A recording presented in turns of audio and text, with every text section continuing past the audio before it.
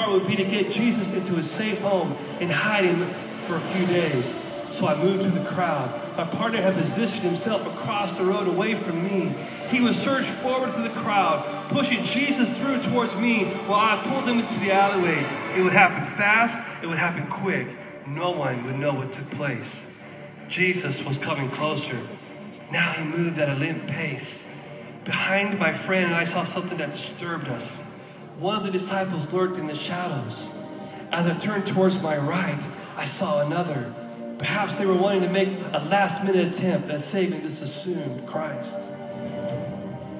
I turned towards one of them and said, "Don't you know this Christ? Didn't you follow him?" No, I think you have the wrong man. He turned away from me. "No, I'm sure you are one. Please help us." What do you expect us to do? You have the wrong man. I do not know him.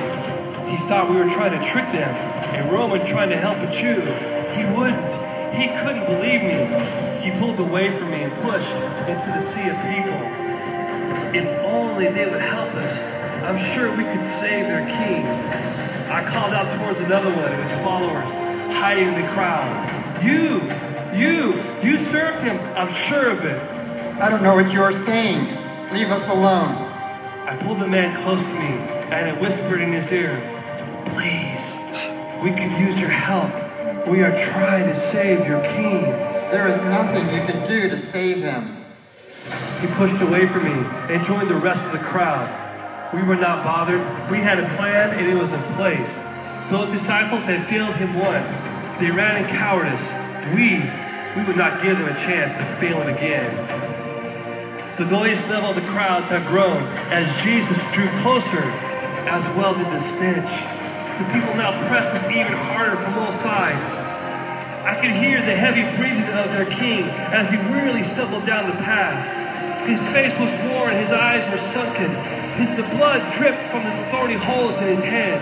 His face was still determined as he winced with each step, his body echoing the pain. Everything seemed to slow as he drew closer. I breathed in slowly as he took each step. 1, 2. I heard a commotion to my right as someone shouted. 3, 4. Another shout as the crowd began to push and shove. Someone fell into the pathway. 5, 6. Just one more moment and he would be ours. I heard one of the disciples being dragged off behind me, but I didn't dare look. We were way too close. 7. I could see him right in front of me. He looked worse up close. His skin barely hung to his thin frame. Then he looked up, his eyes locking with mine. I saw love, strength, peace, war. He wasn't just looking at me, it was like he knew me. He could read my thoughts, my heart. He knew what was on my mind. But I had to act, I had to move. His life was at stake. I looked at my partner. He was ready.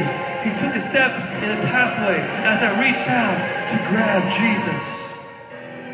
Just as I moved, Jesus looked at me one last time, knowingly. Then he lunged forward. The weight of the wooden crossbeam threw him to the ground. His body failing painful force as he fell. My friend had reached out, but it was too late. It was like Jesus knew what we were going to do, and he kept us from saving him. I stepped up to help him, but was pushed out of the way by another man. "Let me help you, Jesus." The man pressed forward, reached down and grabbed their king. Helping him up, he pulled the weight of Jesus onto him as he began to walk forward, walking towards Jesus' death, walking away from us.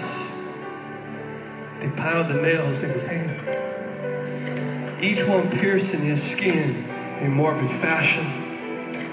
The guard wielding the hammer found no joy in it as he turned away with each hit. When he lifted the cross up and dropped it onto the ground, the whole earth shuddered, as did his beaten body. He no longer cried out. He no longer moaned. I know I was near him. The only cries emitted from those who had gathered, from those who had stayed. Long ago, many of the Pharisees had left. Those who had falsely accused him did not have the stomach to watch him die.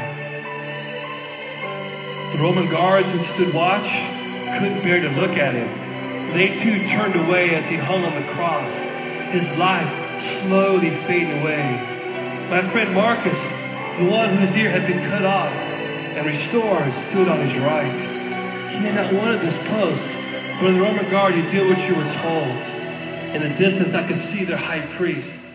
He stood still mocking their king. You say you're the Christ, then come down off of there. Save yourself! How could you save all of mankind if you could not save yourself? Marcus answered him. Let him be. You got what you wanted. This man is all but dead. Caiaphas called out with malice. But I wanted more than death. I wanted him to suffer. I wanted all to know that their king was a fraud. Their savior was nothing.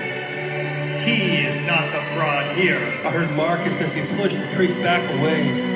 But it wasn't that conversation that moved me. It was one that was different completely. Two criminals hung on both sides of him, each condemned to die the same way, guilty of real crimes, real evil. Yet they too had heard of this Jesus. One called out to him, If you are so great as they say you are, save yourself and save us. I heard the stories. You raised the dead. You healed so many. Don't let this happen to us. Don't let them win. Get us down from here. Save us if you are so great. The criminal on the other side of Jesus spoke out and said, Silence, you fool! He is not like us. He is innocent. He said he would rise again. He turned and called out to the Hebrews, saying, Please, Lord, when you come into your kingdom, remember me. Jesus, who had been silent up till now, he had spoke nothing, turned towards this man and had the gall to assure him that he would be with him in his kingdom. What kind of man hanging on a cross, dying a criminal's death, can assure something like that? Can speak something like that? That is when I heard it, a cry like no other. It was like you could feel it, the words penetrating deeper than anything ever before. They shook you, they moved through you, they echoed throughout the night. He cried out to the heavens, this Jesus, towards the night sky. He spoke as though he knew they were listening, all the stars, all of creation. He spoke to his Father. Why did he leave him? Why did he forsake him? Then, when I felt in his words, I felt echo through the night. The ground shook violently. Cries now rose from the whole city.